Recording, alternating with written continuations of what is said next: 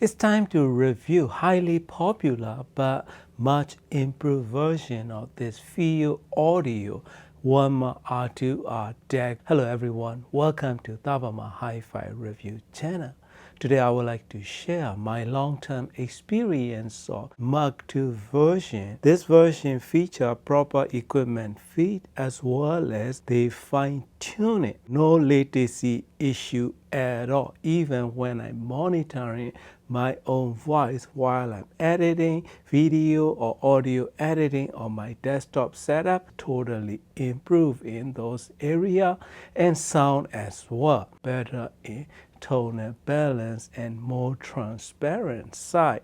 It's getting really closer to Audalytic DR70 kind of sound with the tube magic in it to enhance overall listening experience. Build quality is excellent for $350. It uses JJ7P8 tubes, all buffer stage in this Warmer R2R DAC. The way that they design is stub plate tube buffer stage, so it runs a much lower voltage than standard pre-tubes, so probably it will be less than 30 volt internally. So if you're gonna roll the tubes, it may not even sound better in some cases because buffer stage is not running standard high voltage setting that many tubes are designed for. But if you must roll the tubes, I would say Russian 6 and 23p tubes. Try to find a North quad match pair. You can see R2 are staged in the metal sheet cover. Everything they put together is pretty tight. Another thing that I would like to point out is Jameson caps. I mean, nothing wrong with the caps. In the future, if you want to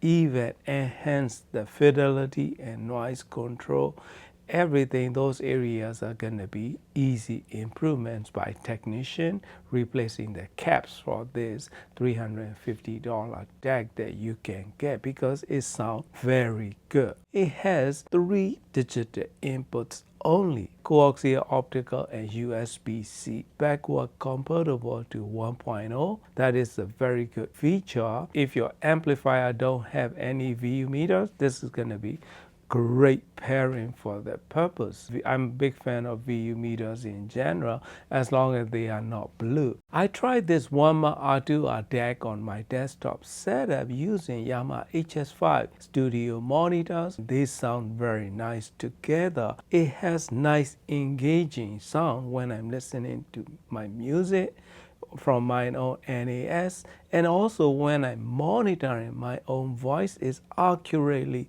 naturally reproduced without any lag issue. I started using it in my streaming setup, watching a few movies and dramas, and they sound very nice. Pairing it with VMM Ultra, they work really nice together with TPA based Class DM, nice and spacious sound. Then I moved here, started using it with this Accuface E4000 and this S1EX towers. USB cable connected from soon to be reviewed Eversolo T10 streaming transfer to this Warmer R2R DAC. Musically enjoyable. It has nice dynamic attack and resolution, as well as separation, that surprisingly good separation that it can offer in like upper mids to highs to highest of the notes, air and space, thanks to that tube magic that it comes with it in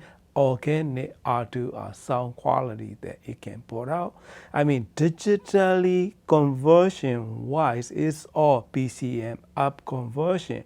This is totally oversampled DAC R2R designed with tube magic to enhance the overall sound quality. The design is working beautifully, reproducing engaging sonic quality with nice dynamic range. Signal to noise ratio or all those specs may not be on par with, such as Audalytic DR70. So I'm going to do the quick comparison here.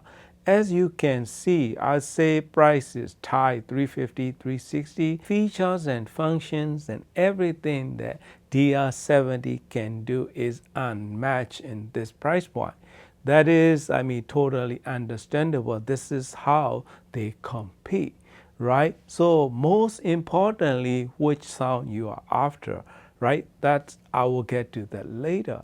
When you're looking at inside and specification wise, when it's come to, I'm big DSD music fan. I mean, I love DSD music playback. So when I try DSD files back to back using these two DAC from this T10 digital transfer DSD 2.8, 5.6, they sound very nice. Casted retain DSD signature sound, neutral and engaging sound with analog-like sound that is totally retained.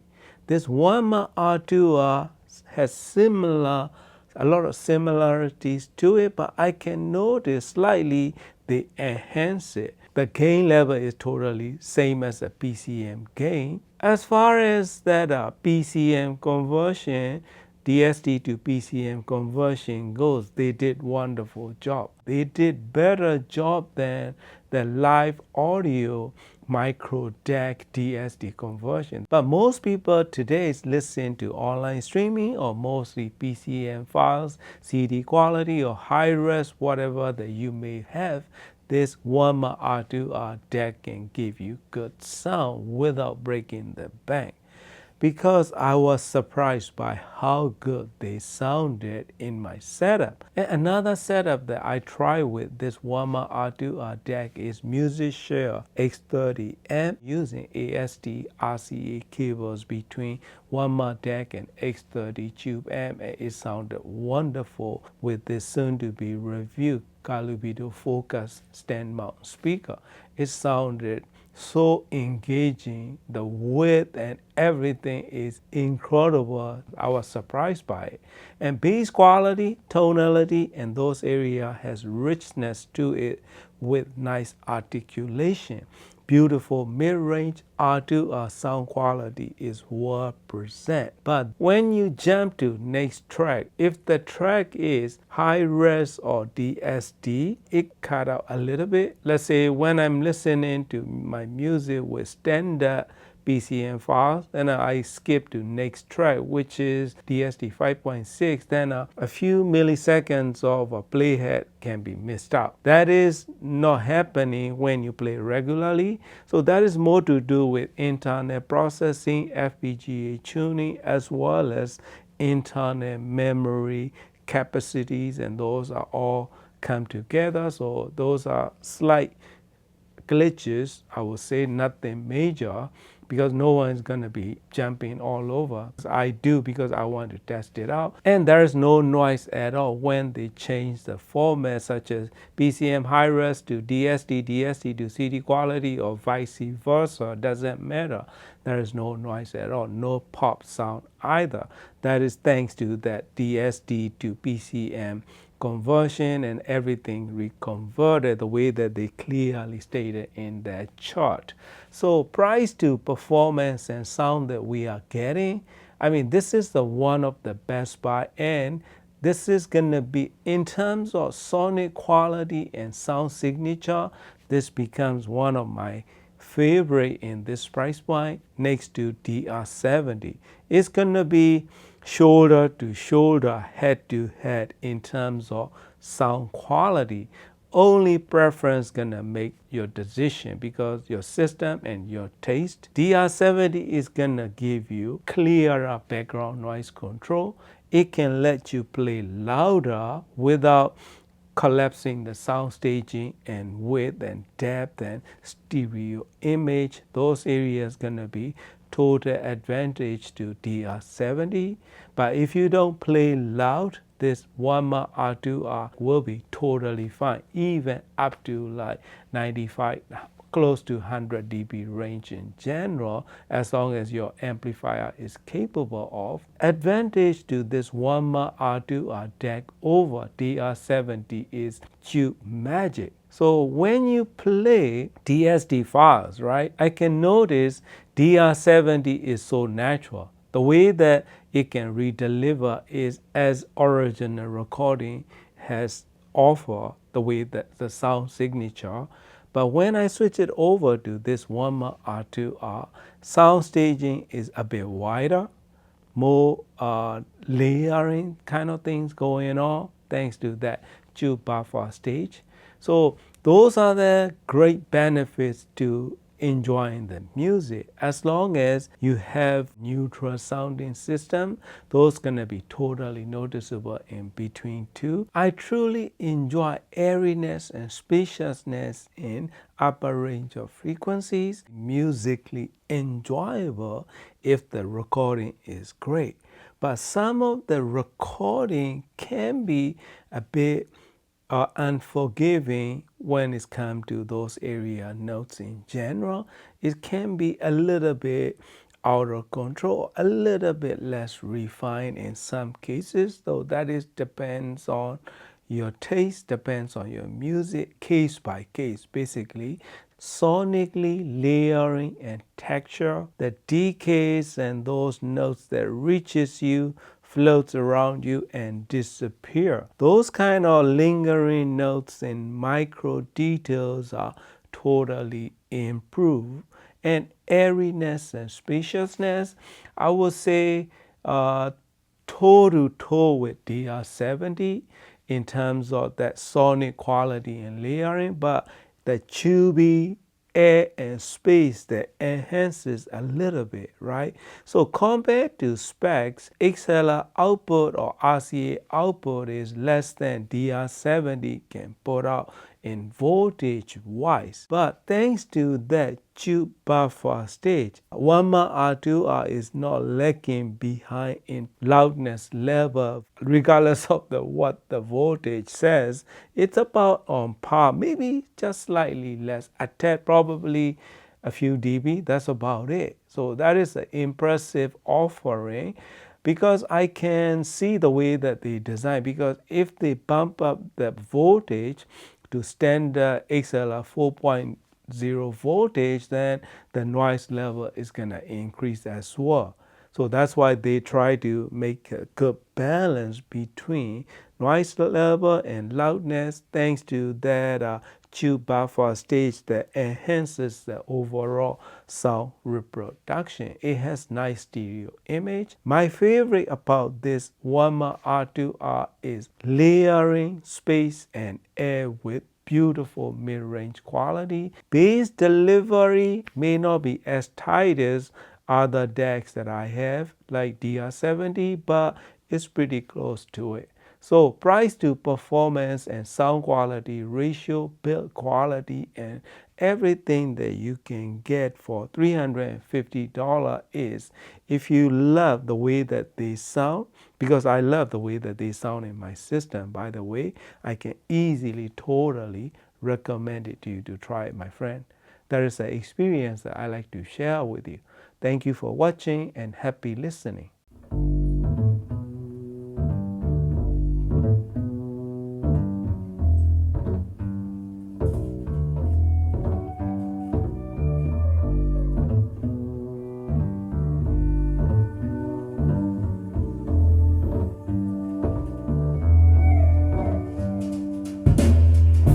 There must have been an angel by my side. Something heavenly led me to